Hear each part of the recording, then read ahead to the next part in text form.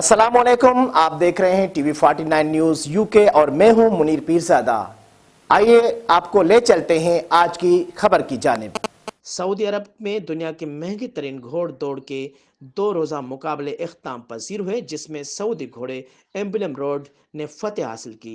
घोड़ दौड़ में जीतने वालों को 35.1 मिलियन डॉलर के इनामात मुख्तस किए गए थे।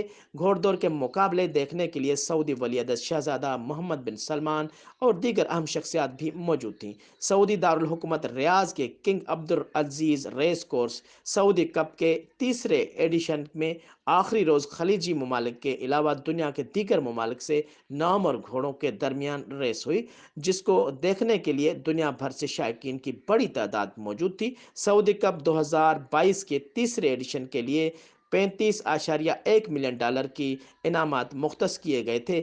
हर कैटेगरी में इनाम की रकम जो पहले 5 लाख डॉलर थी, अब बढ़ाकर 15 लाख डॉलर कर दी गई। सऊदी कप 2022 में 16 ममालिक शरीक हैं। तमाम राउंड में शरीक घोड़ों की तादाद 240 है।